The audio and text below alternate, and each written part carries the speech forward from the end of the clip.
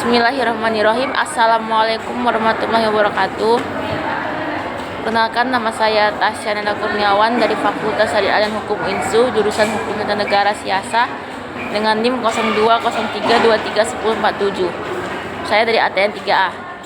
Baiklah, di sini saya akan menyampaikan materi fikih jinayah, yaitu tentang terminologi jinayah dan jarimah. Apa sih jinayah? Apa sih jarimah? Nah, baiklah. Yang pertama kita akan membahas tentang jarimah. Jadi jarimah itu adalah persamaan dari jinayah atau sinonimnya, yang berarti itu larangan atau pencegahan. Nah, sedangkan menurut etimologinya itu ialah larangan Allah Subhanahu wa taala atau asyari dalam saksi olehnya dengan hukuman had, kisas atau diat dan tahzir. Dari definisi tersebut kita bisa memahami bahwasannya jarimah itu adalah larangan Allah Subhanahu wa taala yang mengandung dua pengertian, yaitu baik mengerjakan perbuatannya ataupun meninggalkan perbuatannya yang diperintahkannya. Nah, syarat dalam terminologi menunjukkan bahwa parameter hukum pidana Islam apabila larangan dua perintah itu datang dari Allah Subhanahu wa taala. Dalam kitab-kitab fikih juga kita sering membahas tentang al-jarimah ini, teman-teman sekalian. Yang kebanyakan maka istilah jinayah yang berkaitan dengan jiwa orang atau organ tubuh. Nah, sedangkan fuqaha itu adalah ahli hukum. Nah, istilah jinayah ini juga dipakai untuk tindak pidana yang sanksi hukumannya adalah hukuman mati, kerja paksa seumur hidup, kerja berat sementara, atau hukuman penjara. Jadi jinayah itu seperti hukum pidana juga, teman-teman, tapi dia mencakup hukum pidana Islam. Nah, ada juga janhab yang merupakan suatu tindak pidana yang diberikan sanksi hukuman kurang lebih 1 minggu atau benda lain dari 100 kurah, 1 dinar. Jadi dari tiga istilah tersebut, menurut hukum pidana Islam sendiri itu adalah jarimah atau jinayah. Nah, jadi terminologi hukum pidana Islam ini terdapat persamaan dan pengertian dengan hukum pidana positif, teman-teman. Sebagaimana yang dikemukakan oleh subteksi bahwa hukum pidana itu adalah ketentuan hukum yang mengandung perintah dan larang-larangan yang diberi sanksi hukuman bagi pelakunya. Jelas, teman-teman. Nah, baru kita juga akan mendengar unsur-unsur dari jarimah sendiri.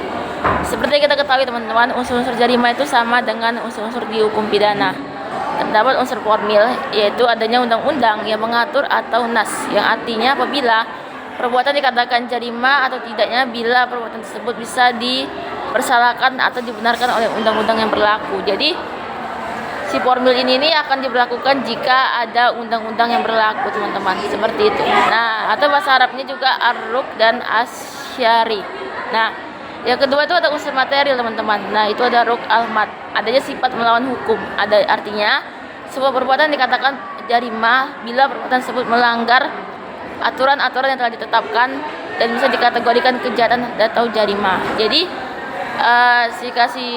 formil tadi ini sesuai dengan perbuatannya dengan undang-undang, maka si material ini tuh dia perbuatan yang dikatakan jarimah apabila mereka tuh melanggar aturan-aturan yang sudah ada, teman-teman, seperti itu. Baru juga ada unsur moral, yaitu pelaku jarimah, yaitu mukallaf, yang artinya seseorang yang melakukan jarimah tersebut orang yang bisa bertanggung jawab dan bisa dipersalahkan. Jadi dia itu udah bisa mempertanggungjawabkan kesalahannya, teman-teman. Jadi seperti itu yang dinamakan unsur moral. Jadi kayak dia itu udah cukup umur, baligh dan sudah berakal. Jadi dia kayak cukuplah, dia sudah memahami mana yang baik dan mana yang buruk. Nah, ada juga tujuan hukum pidana Islam, teman-teman, yaitu tujuan awal syahri dalam menetapkan hukum, yaitu untuk kemaslahatan umat manusia sebagai hamba dalam kehidupan dunia dan akhirat. Jadi sebagai syahri itu kita menetapkan syariat, tidak menciptakan hukum dan aturan begitu saja. Nah, adapun ini juga ada mazhab syariah adalah mewujudkan kebaikan sekaligus menghindari keburukan atau menarik manfaat dan menolak mudarat, karena tujuannya adalah menetapkan hukum dalam Islam adalah menciptakan kemaslahatan dalam rangka memelihara tujuan-tujuan syariah. Nah, baru juga kita ada secara substansial nih, Maqasid Asy'ari ini mengandung kemaslahatan juga. Kemaslahatan yang akan diwujudkan ini dibagi pada 3 rangkaian kebutuhan, yaitu daruriyat atau bahasa Indonesianya kebutuhan primer, kahiyat juga ada kebutuhan sekunder, atau taksiniyat kebutuhan tersier. Masalah daruriyat itu adalah sesuatu yang mestinya ada dalam rangka melaksanakan kemaslahatan atau dengan kata lain bahwa daruriyat adalah kemaslahatan yang tergantung terhadap adanya maslahat tersebut di kehidupan manusia pada agama dan dunianya. Nah, jadi seperti ini teman-teman. Nah, ada juga nih masalah hajat adalah masalah hak yang dikendaki untuk memberi kelapangan dan menghilangi kesulitan atau kesempitan bagi manusia gitu. Jadi sekiranya masalahnya itu ada, dia akan hilang ya teman-teman.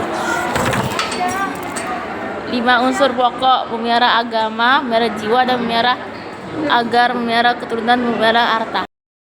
Baru ada juga masalah tasniyat adalah mengambil suatu kemaslahatan yang pantas dari hal yang bersifat keutamaan atau merupakan kebaikan-kebaikan menurut adat. Nah, ada juga 5 unsur pokok yang perlu kita ketahui teman-teman di dalam konsep Maqasid Al-Syariah ini, yaitu 1, memelihara agama. Tentunya memelihara agama ini termasuk dalam kebutuhan primer, dikarenakan itu adalah hal yang sangat penting di kehidupan kita sebagai manusia. Karena dengan kehadiran agama, manusia menjadi tahu mana yang benar dan mana yang salah. Gitu kan. Jadi agama itu kayak suatu hal yang penting karena kita sebagai manusia jadi tahu mana nih yang benar atau yang salah, agar kita tidak tersesat gitu di jalan yang salah. Baru ada memelihara jiwa. Ini juga adalah kebutuhan primer bagi kemaslahatan hidup manusia.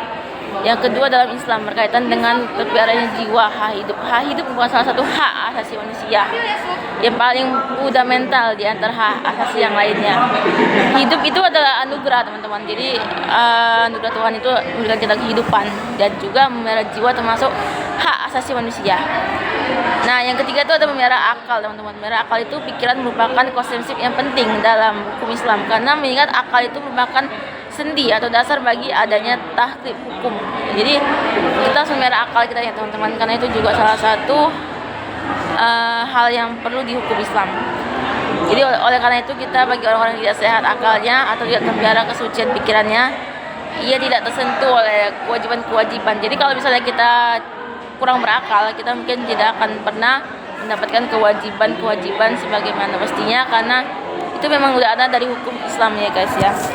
Nah, yang keempat itu ada memelihara keturunan. Keturunan itu merupakan salah satu hal yang menunjukkan tingginya martabat manusia dan sekaligus membedakannya dengan derajat kebinatangan. Apabila manusia boleh bebas mengembangbiakan keturunan tanpa melalui ragu-ragu hukum yang mengasapkan hukuman tersebut. Jadi kita tuh harus menjaga dan memelihara keturunan kita juga teman-teman, karena keturunan itu dianggap sebagai salah satu pewaris atau regenerasi untuk melanjutkan selanjutnya. Dan itu yang kelima juga memelihara harta. Pentingnya tentang jaminan atas peliharaannya harta hak milik bagi kemaslahatan hidup manusia, khususnya dalam kehidupan bersama sebagai masyarakat itu sangat penting teman-teman, karena Islam memberikan jaminan harta ke kita itu untuk dijaga, dan itu adalah hak milik seseorang. Seperti itu teman-teman.